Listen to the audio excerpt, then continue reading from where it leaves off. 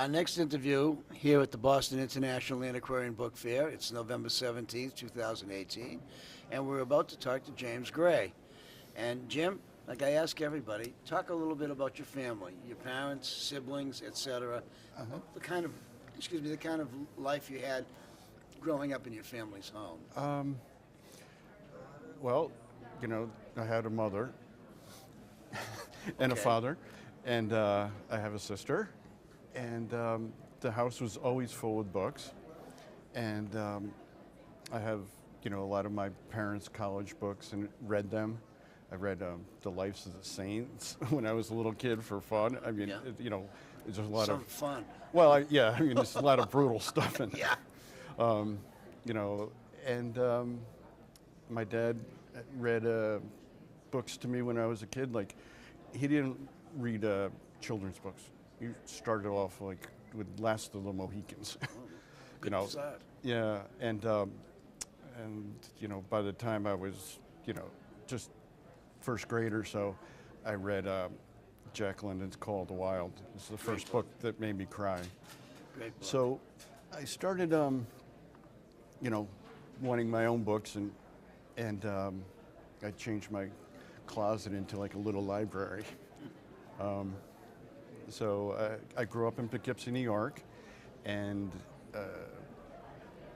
went to, grade school, to high school in Poughkeepsie. And then I went to Syracuse University, where I studied anthropology. And after that, I got a job as an archeologist.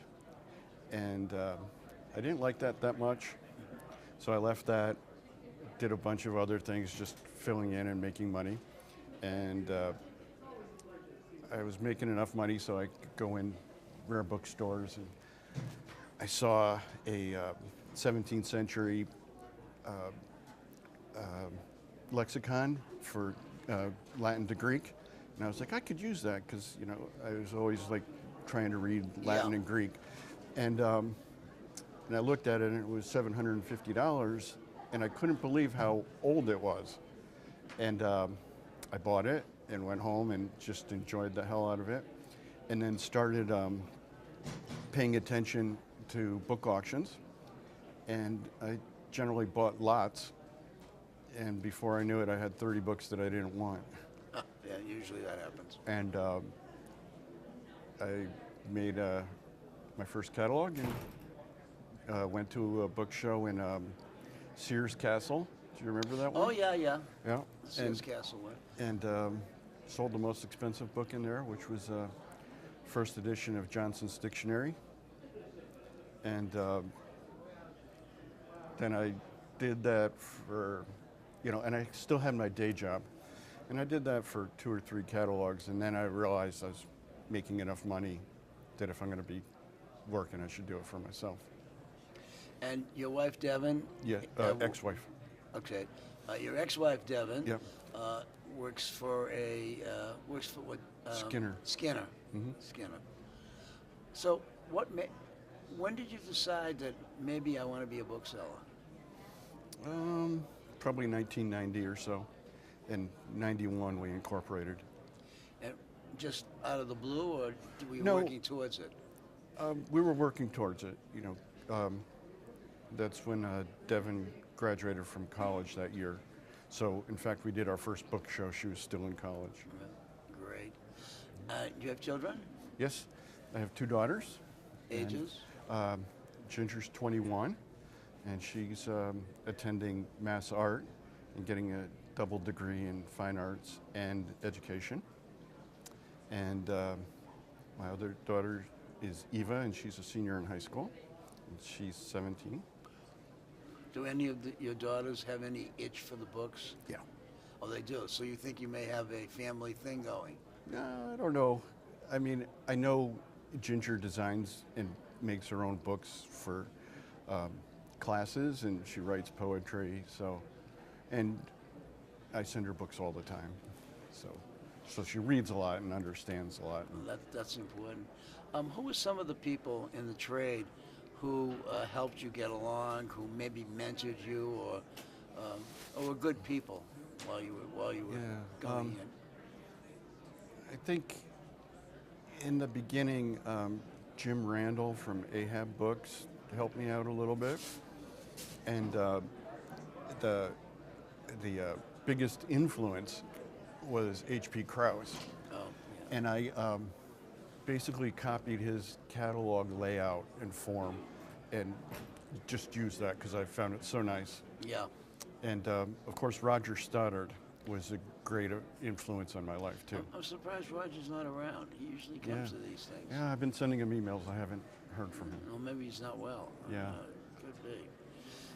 So anyhow, here we go with some other questions. Okay. What about the internet? Were you a computer person previous to being a bookseller, or were you a computer person having to be a computer person? I was a computer person. I mean, we began in '91, so it was still using a fax machine. And there wasn't much on the internet at all. And I never, emailed a client or anything like that until probably, I don't know, 97, 95 or something like that. But I don't use the internet like most people are in the book industry do. You don't have things online. I do, but I put them on there 5 years ago and I haven't sold anything and don't pay attention to it. So you haven't added anything to it since then? No. And tell us about what your field of interest is, your specialty. The company model is based on pre-1700 books. And the reason we did that is because of bibliographies. So there's this book called the STC, Short Title Catalog, put together by Catherine Panzer, who was still at Harvard at the time, finishing it up. So I got to meet her, and that covers English books before 1700. So I was like, oh, I know my way around these. I know how to go about. So that's how the business started, and then I collected bibliographies, to fill in continental books and things like that. Do you deal in anything other than that? I mean, supposing you walk into a shop and you saw a book that looked really neat, but it had nothing to do with what you deal with. Do you go out of your field much? Not for my business. I have a collection of poets born in the 1880s, so that includes. Kind of like Yeah. Kind of like a very rifle approach, Yeah, rather than a shotgun but approach. it's got T.S. Eliot, Wallace Stevens, Ezra Pound. So it's a good year. It is a good Yeah. year. Have you ever had an open shop? Yes, for 15 years Where was it? in Harvard Square on Arrow Street. Oh, right. Yeah, and that was fun. Why did you stop? It was a long commute, and it's very expensive, and the business changed a lot. Drastically. People's shopping habits are so different now than they were in I think we moved in '94. So so I was open from '94 to 2014, I think, or 13. And then you just decided this is too Yeah. expensive for what I have. Yeah. Probably a smart move on your part. Yeah, I think it was. It was hard at first, but I also realized I got lots more done. There wasn't people coming in asking to use the bathroom. Yeah. And I could work. I'd build a fire usually in the morning in the fireplace, and bring my laptop out, and just start going. And I blog every day, or probably 4 or 5 days a week. Did you know Herb Hillman? Yes. Yeah. I bought Herb. Herb was pretty gruff guy to most young people. Yeah. And Pangloss was his shop. Yeah. At the beginning, and when he was getting out of the business, he let me in his basement and said, "You make a pile of stuff that you want, and I'll give you a price. And if you can't pay the price, tell me what you can pay." So he warmed up to me very fast when I saw a book in his window, and I said, "I'm going to buy that." He's like, "What is it?" And it was, some 17th century history. And he said, why are you buying this? It's not rare or anything. And I said, well, it's signed by Dunster, and I'm going to sell it to Harvard.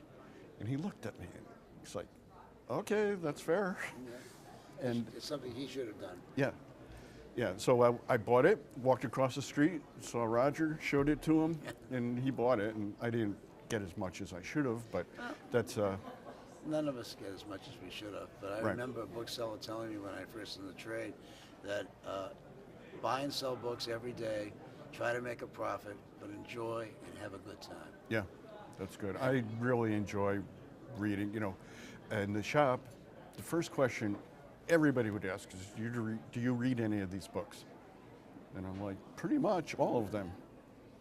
You know, and I have a small stock. Yeah, which makes it a little easier to, Yeah. to be able to do that. Yeah. Let's see, I wanted to ask you something.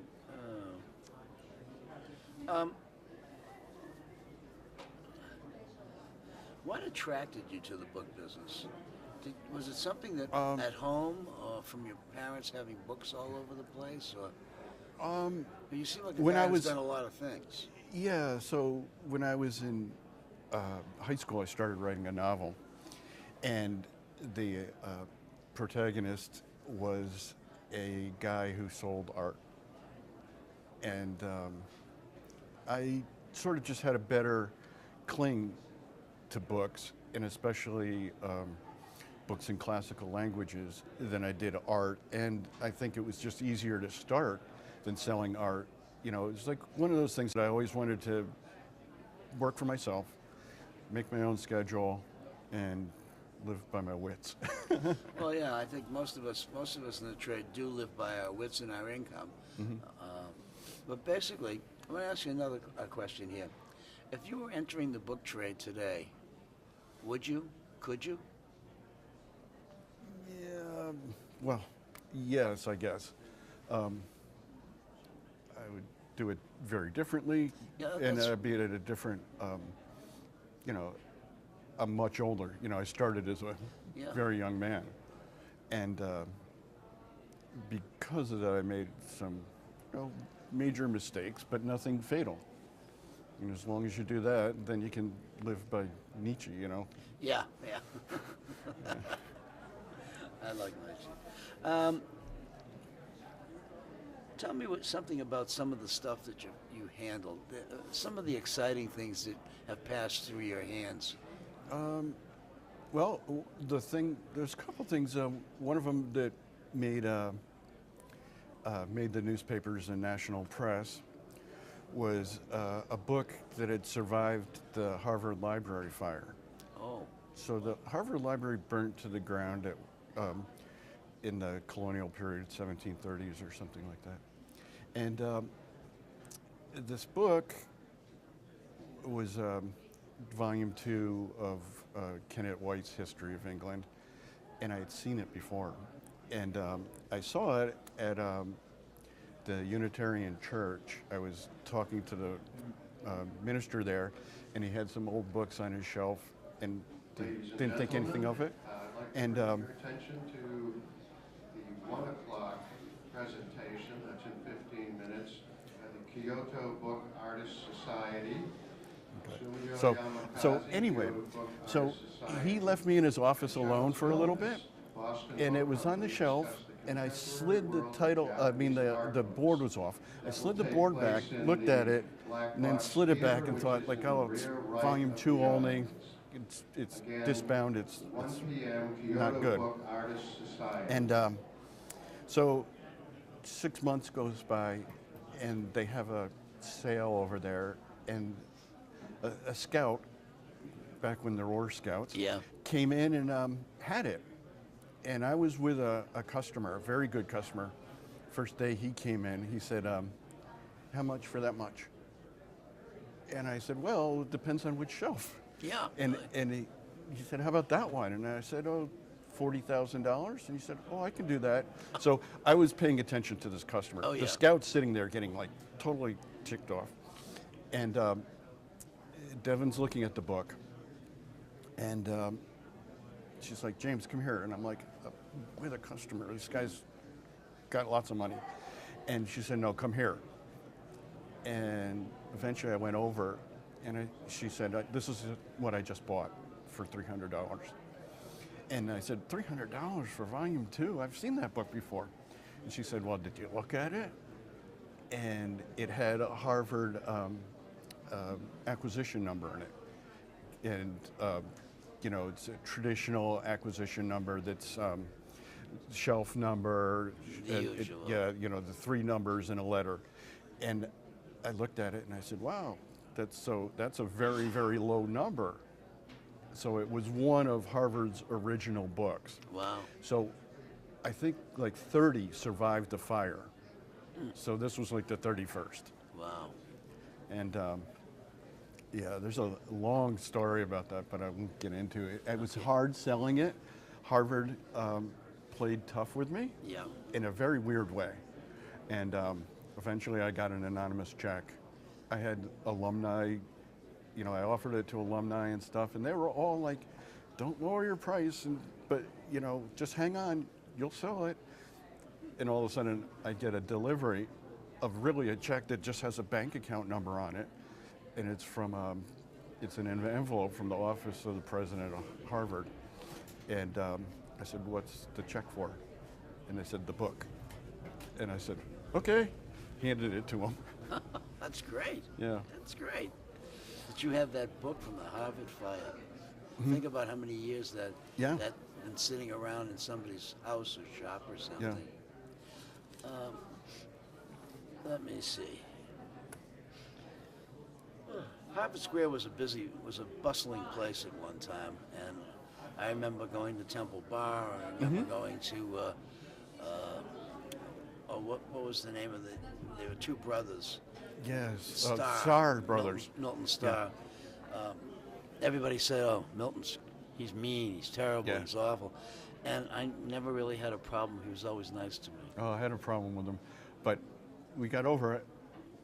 I asked him to reduce his price a little, and he said, "Are you going to mark it up?" And I said, "Yes." He said, "I'm not going to reduce my price." And I was like, "You gotta." I mean, I counted on like a 10% discount.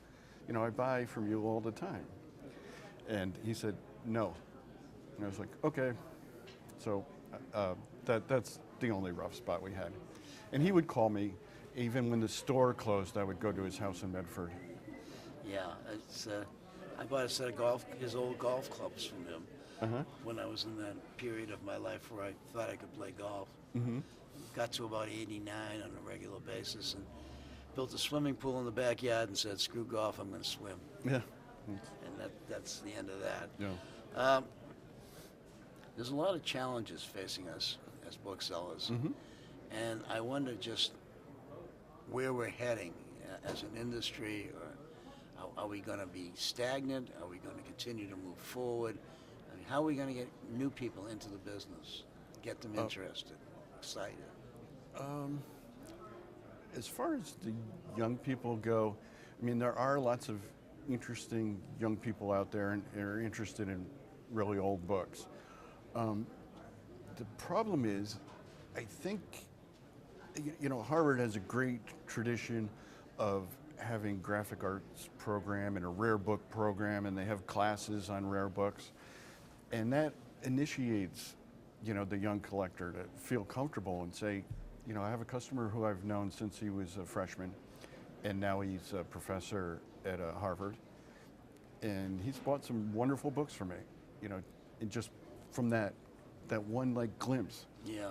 And what's happening is the old school librarians were people with PhDs in English literature or medieval history or something like that, and they had a different take on the book than information technologists who can just catalog things and fill in holes and aren't so passionate about the books. And then they sort of pass along this passion, if there's a word, and they basically say, well, we have money to buy microfilms or online copies. Yeah, I hear that all the time. And this is available online, so we're not going to buy it. And what we need is more places like Rare Book School and Book Arts and things like that to teach people that the material object is really important. And I think spirituality is great, but we're not Franciscans. And even the Franciscans have books. Yeah. And you need to have like a physical relationship with the ideas. And there's no better way than to read it the way it was originally read or written by somebody. I agree. Excuse me. This is an interesting niche in business.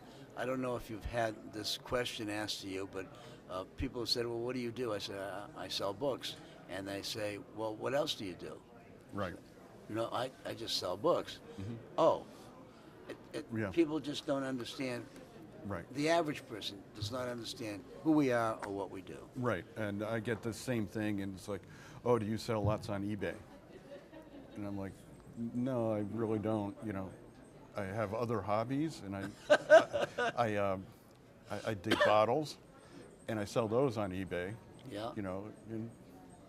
But books, it's not a place for that, and it's not. I have good relationships with almost all of my customers, and long ones. Yeah. I mean, a woman came in yesterday who's been coming to see my shop and shows since '91. She was at my very first show, and she was here yesterday. Oh, that's great. Yeah. Is she still going strong, or? She's going to give her library to Wellesley, but I hate that. yeah, no, it's like I want those back. Well, unless Wellesley has duplicates. Yeah. And you ought to tell her that you're the one who should be getting the Oh, duplicates. right. Well, the librarian knows me, and she's, very amenable, and we can work something out. Words of wisdom for a young bookseller who's starting in the trade and specializing in X or Y. What would you advise them? Don't buy anything unless you're ready to live with it, It's an interesting point. and don't back down. If you have a lot of faith in a book, say it's a William Burroughs Junkie signed by Gregory Corso, and you say, I've never seen anything like that, learn everything you can about it. Find out if, Gregory Corso was given lots of Burroughs books, or do as much research as humanly possible, and then make a price and stick to it. Yeah. Stick to it is important. But I think that there seems to be less collegiality these days than there used to be. Well, first of all, there's no more bookstores, and there's no more book scouts. Yeah. So bookstores and book scouts, made everybody know each other, and, hey, I got a book for you. And, Yeah. And since the internet's there, we're having a hard time communicating. And so that's why I do my blog. So a new book comes in, I open it up, and I just start writing about why I love this book. And so it's not, bibliographical, it's not like the nitty-gritty that everybody needs. It's just my emotions for the book. And I think that it's just such a shame that bookstores can't survive anymore. Yeah, I asked the same question, and one dealer said to me, own your own building. Oh yeah, that's true, but yeah. I mean, I can see that as being important. Yeah. I mean, no one's going to throw you out of your shop, et cetera. Right. It's your building. Well, I've always maintained that you need to have a good staff, you've got to have good space, you've got to have knowledge, and it doesn't hurt to have money. Yeah. Least of all, it doesn't hurt to have money. Yeah. Marry a lawyer or something. All right, Jim, we've come to the end. Great. Thanks for participating. pleasure. Enjoyed it. Have Thank a you. good show, et cetera.